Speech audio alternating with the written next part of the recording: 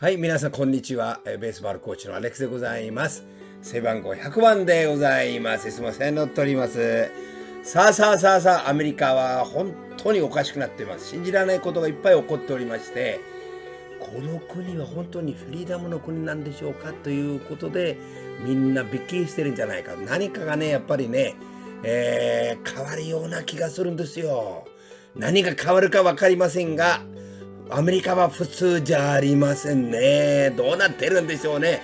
いずれにしてもここに私はスターのものを置きましたけれども、今回のですね、テキサスが、スープリームコールということは最高裁判所に、訴えておりまして、それが受理されたんですが、明日の木曜日ですね、明日の3時までに、どうなるかということで、トランプ側はですね、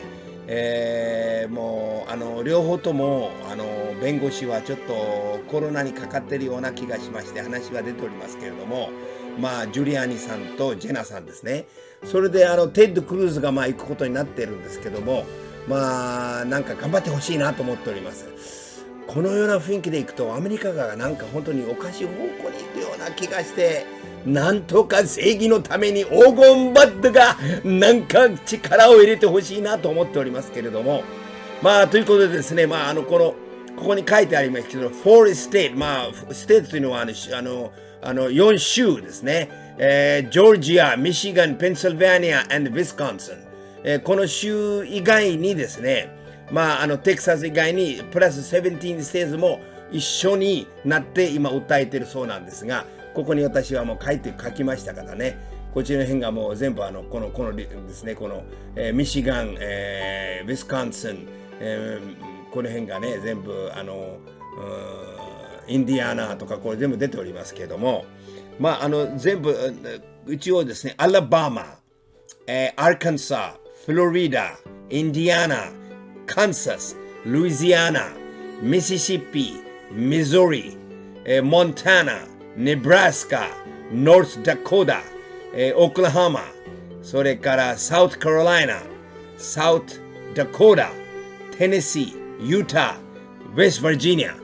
この中にね、おはようございますは入っておりませんけれども、そういうことで出ておりますけれども、一体どうなるか、いろいろニュースはね、来ておりまして、ですからね、これと、あとはね、トラックドライバーが、なんか、かわいそうに一生懸命、ウィッセルブロワーとこちらで言っておりますけど、彼がね、こういう投票は州から州まで持っていけないということで、彼がですね、FBI に言ったら FBI がですね、あなたはどうやってアメリカに来たんですかとか、いろいろ家族の話とかいろいろ聞いて、全然もうやろうとしないんですけど、でやっぱり裏がどっかにあるんですね。最初から FBI がもう調子おかしいなと思ってました。DOJ も今最近おかしくなってるし、下がね、ちょっとね、クリケットなんですよ。ちょっと調子悪い。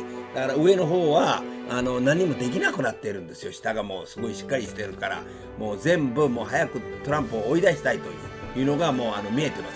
ですからディープステート我々言ってるんですけど、ディープステートの、日本では政治のドンというんですかね。そのドンがですね、調子が悪いんだよ、やっぱりね。どうなるか分かりませんが、あとはそのドミニオンのスマートマティックとかいろいろその話も出ておりまして、それさらにですね、この YouTube、今度はね、YouTube がですね、また締め付けにかかってきて、なんかね、フラッドというこの不正の話を出たら、もうあれを締めるとか消すとかいう話も出ておりまして、これから流しますけれども、ちょっと悲しいですよね、それは。そしてですね、これがトランプ大統領がですね、これは、出しておりまして、それからこれ話しましたね。で、テキサスニューエレクションラースーとかしてまして、これが例のご存知ように、ここが例の最高裁判所のところなんですけども、明日どうなるか、これを楽しみにしております。で、裁判官はこちらですね、みんな。ジョン・ロバートさんね、クラリス・トーマスさん、サミュエル・アリトさん、それからニール・ゴルシックさん、ブレッド・カバナー、エミー・コニー・ベレットさん、スティーフン・ブレイヤー、それからソニア・ストーマイヤエレナ・ケーガンっていうんですね。これらの人がどういう判断するか、あるいはそのものを取ってくれるのかどうか、それもなんか非常にね、疑問に持っておりますけれども、ということで、ニュースをちょっとこれからじゃあ流しますので、ぜひ聞いていただきたいと思っております。そうですね、登録の方も下をぜひ忘れずによろしくお願いいたします。では、Ladies and gentlemen, the today's news. Let's go! 17 states are backing Texas in its lawsuit against battleground states. Texas alleges they mishandled the 2020 election, violating the Constitution. And the U.S. Supreme Court is giving the defendants until Thursday 3 p.m. to respond to the accusations. After that, the court might ask for more information, maybe it'll rule on the case, maybe it'll just throw it out. But a lawyer on the Trump team says this is the case they've been waiting for. Here's Jordan Seklo talking to Newsmax. This is the case we've been talking about to reach SCOTUS. This is the outcome determinative case. 62 electoral college votes at stake, enough to change the outcome of the election. He says it's all constitutional challenges Texas is bringing. The suit says the Electors Clause was violated when election rules were changed by a body other than the state legislature. Equal protection was violated by treating some voters differently than others. And even due process was violated when the defendant states relaxed their election standards, disenfranchising states like Texas that ran the elections lawfully. But we've seen so many cases thrown out at the state and the federal level. Will this be any different? Constitutional scholar John Eastman told Fox News he thinks it will. He says this case won't rely on evidence around things like the Dominion voting machines or affidavits. Instead, it asks one simple question. Did these states conduct an election in violation of their state law? And when the Pennsylvania Secretary of State ignores those state statutes, sends absentee ballots out contrary to those state statutes, doesn't do voter identification or signature checking contrary to those statutes, those violations of statutes that were designed to prevent fraud are enough to trigger the federal constitutional violation that Texas has alleged. And President Trump says his legal team will join the case. The technical term is he'll intervene in the case. But it'll still be up to the U.S. Supreme Court whether to deny or allow that. The president hopes lawmakers or judges have what he calls the courage to help him challenge election results in those key battleground states. He said, let's see if they have the courage to do what everybody in this country knows is right. And you might remember a truck driver called Jesse Morgan who came forward with information about election fraud. Well, he says after filing his affidavit, he was interviewed by federal agents. But he says the process felt more like an interrogation. In the affidavit, he said he moved a truck full of ballots in late October from Bethpage, New York to Pennsylvania. A federal crime, of course, moving ballots across state lines. But even worse than that, he says the ballots vanished from a USPS facility after he dropped them off. So the FBI, I'm sure, curious about the ballots, right? Nope.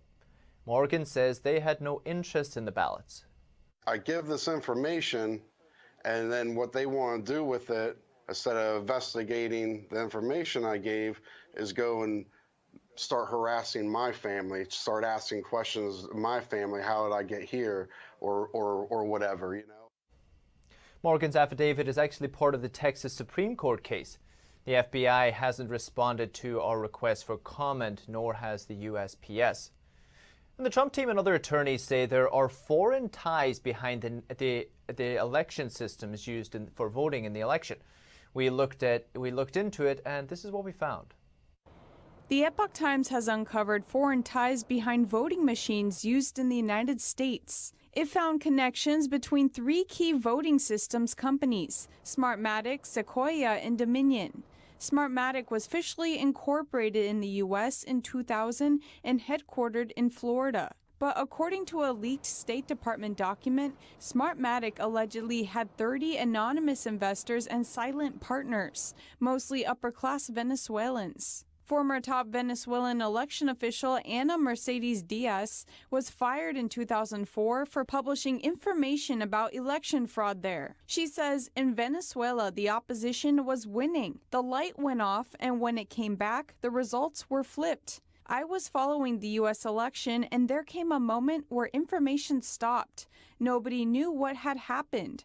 There was nothing for a few hours. It's exactly how Smartmatic operated in Venezuela.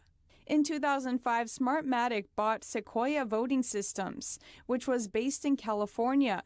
The U.S. government investigated the takeover because of concerns that Smartmatic had ties to Chavez. In 2006, the Treasury Secretary asked whether Venezuela could use Sequoia to manipulate U.S. elections. Smartmatic refused to undergo a review and then sold Sequoia.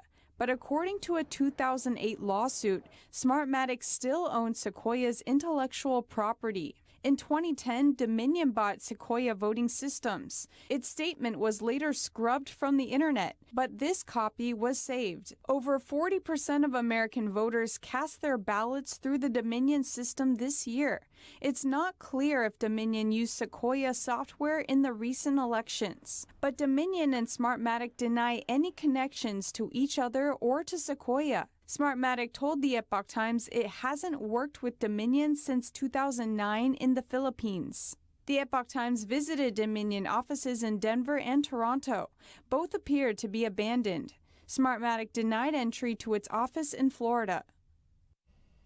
And I hope I don't get banned for saying this, but YouTube has a new policy that could allow it to block and remove content about widespread voter fraud and election errors. It claims it's because the safe harbor deadline for election challenges has passed and enough states have already certified the results. But the company's statement didn't acknowledge the outstanding legal challenges. The company says that any videos that specifically mention that widespread voter fraud or election errors change the election outcome will be removed.